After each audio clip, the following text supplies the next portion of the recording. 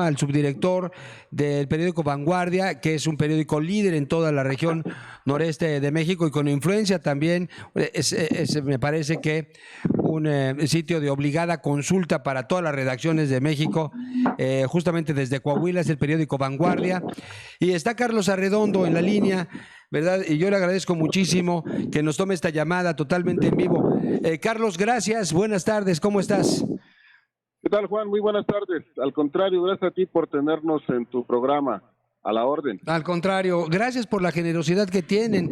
De hecho, tengo entendido que se están repartiendo el trabajo porque de muchas redacciones, de muchas cabinas de radio, de muchos medios electrónicos y medios impresos los han estado buscando porque saben de la objetividad, la claridad y pues la trayectoria ya de muchos años de este periódico líder allá en esa zona, que es el periódico Vanguardia, por atendernos y por empezar esta nueva alianza de información que estamos estableciendo con este contacto. Y para preguntarte, ¿cuál es la primera lectura que haces de lo que pasó ayer en el estado de Coahuila, esta votación en la que al parecer pues la mayoría de los municipios son recuperados o se afirma el Partido Revolucionario Institucional? Bueno, mira, las elecciones de ayer fueron elecciones para renovar el Congreso exclusivamente. Sí. Los 25 asientos, 19 de los cuales corresponden a diputaciones de mayoría relativa y las otras 9 a diputaciones de representación proporcional. Suele ser, no es un asunto privativo de Coahuila, es una cuestión que ocurre en todo el país, que cuando solamente se eligen diputados locales o solamente se eligen diputados federales, las elecciones suelen generar poco entusiasmo entre el público. No tenemos como esa efervescencia que provocan en el caso de las elecciones locales los ayuntamientos o las presidencias municipales y a nivel federal la presidencia de la República. Sin embargo, y a pesar del contexto de la pandemia, me parece que el primer dato que debe destacarse mucho sobre la elección de ayer es que la participación ciudadana, de acuerdo con los resultados del programa de resultados electorales preliminares del Instituto Electoral de Coahuila y ya con el 100% de las casillas capturadas en el PREP, fue de 39.38%. Una participación básicamente idéntica a la que ha habido en otras elecciones que se han realizado aquí en Coahuila y que han sido solo para diputados locales. No es un buen resultado en términos ordinarios, por supuesto. En cualquier otro contexto hubiéramos dicho que el abstencionismo se impuso en la jornada electoral, pero en el contexto de la pandemia, en el que muchísima gente tenía temor de salir de sus casas e ir a las casillas por temor a contagiarse del coronavirus, pues creo que es un dato a resaltar, que es una espléndida muestra de civismo por parte de los coahuilenses el haber acudido ayer en estas cifras a las urnas. Claro, y en plena pandemia, ¿verdad? Fue una votación, me parece, que superó las expectativas, como hoy lo publican en la portada, ¿verdad? La elección tomó la pandemia, Carlos. Sí, de hecho, digamos que todo lo que tú escuchabas de conversación antes de la jornada electoral era que con suerte quizá llegaríamos al 25% de participación en esta jornada electoral. Sin embargo, no fue así. Había incluso quienes colocaban el porcentaje de participación por abajo del 20%, y los optimistas, digamos, decían, no, pues con que haya 25% de participación va a ser un éxito. Entonces, en ese contexto, 39%, casi 39.5%, pues es una noticia pues que hay que por lo menos reconocer, porque los ciudadanos, las ciudadanas salieron a votar, fueron a hacerlo en números muy similares, casi idénticos a los que han ocurrido en contextos de no pandemia, y allí pues me parece que es un elemento a destacar.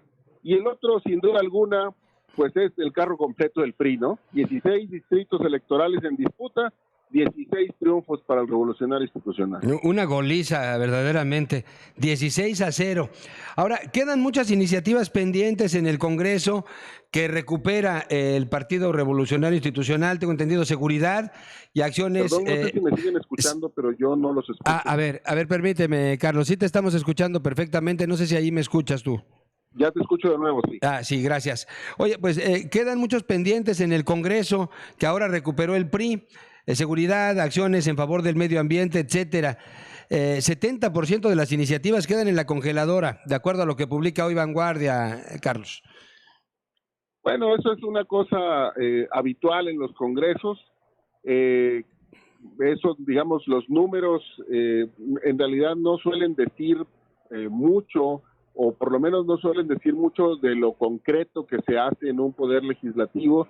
Creo que para el balance de la historia quedará en Coahuila que hubo una legislatura, que se va a terminar el último día de diciembre, que fue la primera que tuvo pluralidad, en la cual ningún partido tuvo la mayoría absoluta, no pudo controlar la Cámara. Es la primera vez que en Coahuila vemos que 3 partidos diferentes presiden la Junta de Gobierno, el primer año el PRI, el segundo el PAN, y el tercer año un partido local, Unidad Democrática de Coahuila. Una legislatura que tuvo mayoría femenina con 14 diputadas contra 11 diputados del género masculino, que fue la primera ocasión en la cual, digamos, en Coahuila pudo haberse dado eso que llamamos equilibrio o contrapesos entre los poderes públicos.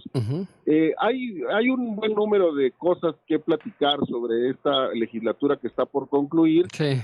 Y el panorama va a cambiar drásticamente, pues porque el PRI ahora tendrá 16 de los 25 asientos y no necesitará negociar con nadie, ni sentarse a platicar con nadie, ni dialogar, ni ceder mucho para imponer su voluntad, porque va a tener todos los votos necesarios, y eso no es algo que necesariamente se deba festejar. Los congresos divididos, lo hemos visto a nivel federal y lo vimos aquí en Coahuila los últimos 3 años, suelen dar mejores resultados en términos del interés ciudadano, pero finalmente esa fue la voluntad de los ciudadanos que ayer salieron a las urnas, regresarle la hegemonía total y absoluta al PRI aquí en Coahuila, darle a Morena el segundo lugar en las preferencias electorales, aunque muy lejos del primero, y relegar al PAN hasta la tercera posición, que eso es algo también inédito en términos de la lectura política aquí en Coahuila. Sí, porque la pasada elección para renovar la gubernatura, de hecho se decidió casi por una nariz, ¿no? Y el PAN tuvo también grandes posibilidades de lograr el gobierno de coahuilense, Carlos.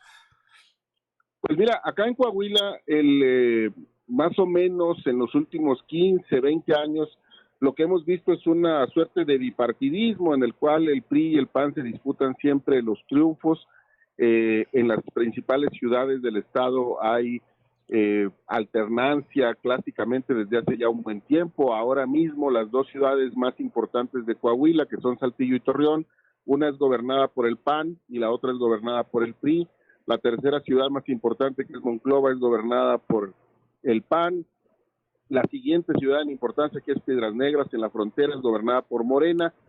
Digamos, sí hay una alternancia bastante normalizada a nivel de los gobiernos municipales, pero el principal partido opositor al PRI ha sido históricamente el PAN, y el PAN se ha mantenido allí cerca de la posibilidad incluso de disputar la gubernatura. Como bien lo mencionas, hace 3 años estuvieron a punto de arrebatarle el gobierno del estado al Partido Revolucionario Institucional, un largo litigio muy ventilado a nivel nacional y muy discutido de manera ríspida entre lo que decidió en su momento el INE y lo que después decidió el Tribunal Electoral.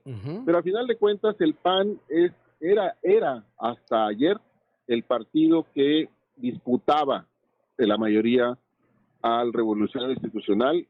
Eso ayer no solamente cambió, sino cambió de una forma verdaderamente catastrófica para el PAN, porque el PAN apenas llegó al 10% de los votos. Ese es un resultado históricamente desastroso para el Partido Acción Nacional, y aunque para Morena podría ser en otras circunstancias un buen resultado, el 20% de los votos que obtuvo y la segunda posición como fuerza electoral, pues tampoco es un gran resultado porque al final no pudo ganar ni un distrito, y aunque el dirigente nacional de Morena, Alfonso Ramírez Cuellar, decía ayer en Torreón que estaban en una cerrada disputa en 9 de los 16 distritos, pues lo cierto es que lo más que se logran acercar es en uno de los distritos a 15 puntos del ganador, y pues en 10 de los 16 distritos están la distancia es de más de 30 puntos. ¡Qué barbaridad! Entre Morena y el ganador. No, entonces, lejos, ¿eh? Oye, Carlos, sí, pero Morena cuestionó los resultados en Coahuila diciendo, y el PRI respondiendo, ni saben perder ni saben ganar, pero al final de cuentas hoy el presidente de la República destacó que las elecciones en Coahuila se llevaron sin violencia y pues no hizo alusión a estas acusaciones justamente del dirigente de Morena, en el sentido de que fue una elección de Estado y que operó el gobernador Miguel Riquelme. Pues mira, estas son las cosas clásicas que estamos acostumbrados a escuchar de parte de todos los partidos una vez que pasa la jornada electoral y los resultados son malos para ellos. No importa qué cara le pongas a esa declaración y qué siglas partidistas le pongas, es algo que acostumbran decir nuestros dirigentes políticos, ¿no? Hay poca responsabilidad y poca madurez en relación con un sistema de elecciones que ellos son los que lo han construido. Los partidos políticos deciden de qué color se pinta la cancha, con qué marca de cal se marcan las líneas, de qué tamaño son los asientos en las graderías, quién puede entrar y quién no puede entrar a ver el partido. Ellos deciden absolutamente todo, deciden cuánto se entregan a sí mismos de financiamiento, deciden dónde están los umbrales para mantener el registro o perderlo, cuál es la fórmula de asignación de representación proporcional. No hay nada que ellos no decidan en la cancha electoral, y a pesar de eso son expertos en quejarse de que el sistema electoral no les favorece. Son como un sastre que se hace a sí mismo su ropa y vive quejándose de que los trajes están mal cortados o que las bastillas están mal cosidas. Me parece a mí que no nos puede sorprender, e infortunadamente creo, no nos puede sorprender sobre todo de Morena, un partido que está integrado por individuos que históricamente solo reconocen los triunfos, y todas las derrotas no son producto de que no hayan hecho lo suficiente o que no hayan logrado convencer a los electores, sino son producto de la maledicencia de los adversarios, de la perversión del modelo y de las trampas de quienes estaban enfrente. Sí. Pues digamos, hay que acostumbrarnos, no hay que acostumbrarnos, pero hay que entender que eso es lo único que podemos esperar casi siempre de los partidos. Claro, sí, porque también el PAN, que fue otro de los, como nos decías, Carlos Arredondo, el otro de los grandes perdedores de la jornada, pues además de Morena, pues el PAN, ¿no? El PAN también protestó y dijo que el PRI ganó por comprar votos. Sin embargo, pues funcionó la urna electrónica que facilitó el voto para las personas mayores. Votaron las mujeres, votaron los trans en plena pandemia, es decir, fue la primera elección en plena pandemia y con una enorme y gran participación. Leo aquí precisamente en La Vanguardia de casi el 40% del padrón, y con el 100% de las actas computadas en el PREP, carro completo para el PRI. Sí, mira, digamos, en términos de organización electoral, Coahuila tiene una larga tradición de comicios, pues digamos, ordenados y en los cuales existe, pues, todos los elementos para darle certeza al ciudadano que va a emitir su voto. Hay efectivamente, como mencionas, algunos elementos que destacar de esta jornada electoral. Una de ellas es el retorno de las urnas electrónicas. No es la primera ocasión que en Coahuila se utilizan estos dispositivos con fines vinculantes, pero sí hubo un periodo de 11 años en los que no se usaron. Antes, durante el anterior órgano electoral que existió aquí en Coahuila, en 2005, 2008 y 2009, se habían utilizado urnas electrónicas en diferentes casillas del estado y se habían recogido votos de esta manera en 3 elecciones diferentes. pero es una buena noticia, por lo menos desde mi punto de vista, que la urna electrónica haya sido otra vez instalada en las casillas para recoger los votos de los ciudadanos.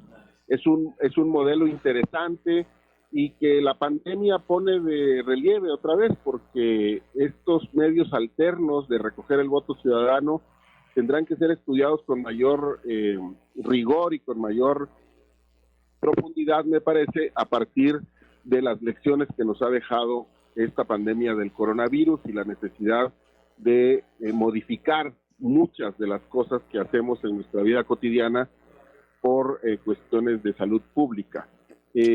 También es un dato interesante este que mencionas y que nosotros hemos destacado en la edición especial que publicamos hoy con motivo de las elecciones, pues una gran participación de personas de la tercera edad o adultos mayores, con todas las medidas de protección, pero parece que los ciudadanos de mayor edad siempre están dispuestos a cumplir con su deber cívico, y ayer se les dio en buen número en las casillas. Digamos, ahora hay que esperar a que la jornada de ayer no se vaya a convertir en un motivo de disparo de los contagios. Aparentemente no. Hubo todo un protocolo sanitario que además nosotros estuvimos constatando a lo largo de la jornada electoral. Se llevó a cabo con rigor y pues no se dejó entrar a nadie sin mascarilla.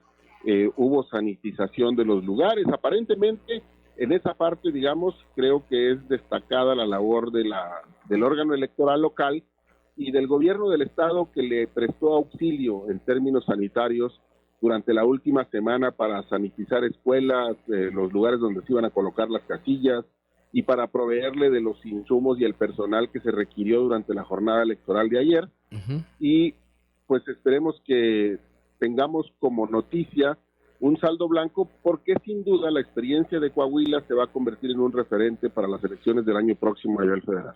Un referente sin duda, y no creo que haya pesado ni el tema reciente del general Cienfuegos, y alguien me preguntaba por aquí a través de las redes sociales si por la cercanía que hay con Chihuahua, pues relativa, también el tema o lo que están viendo con el tema del agua, y porque Miguel Riquelme, el actual gobernador, pues es de la Alianza Federalista, que salieron de la CONAGUA. ¿Esto no influyó al final de cuentas en el voto de los coahuilenses, Carlos? Mira, sí, todo hace indicar.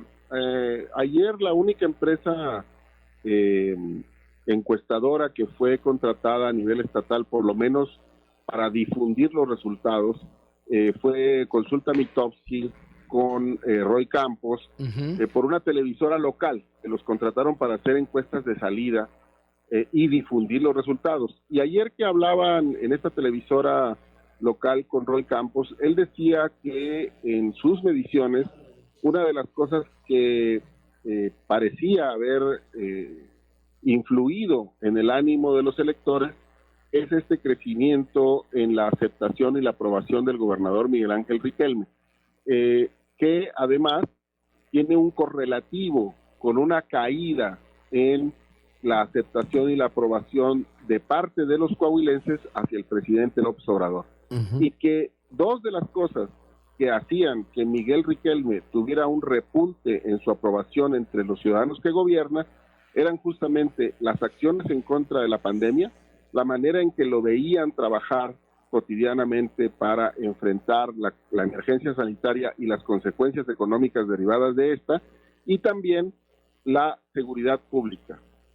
Seguramente tú recordarás, y habrán seguido ustedes desde allá, que durante la época de mayor violencia en el gobierno de Calderón y en el de Peña Nieto, pues Coahuila fue uno de los epicentros de este cisma que vivimos a nivel nacional, y tuvimos episodios gravísimos de violencia en las calles, de confrontaciones, de enfrentamientos armados, de desaparición de personas, y una percepción muy fuerte de las personas en el sentido de que vivían en ciudades inseguras en Coahuila. Esa es una percepción que ha cambiado.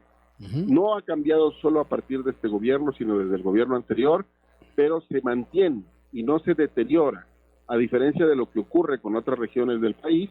Y según Roy Campos, digamos, esos dos elementos en particular, pudieron haber afectado el ánimo de los electores para decantarse hacia darle al gobernador pues el carro completo y la tranquilidad para cerrar su sexenio durante los próximos 3 años con un Congreso afín completamente a sus intereses.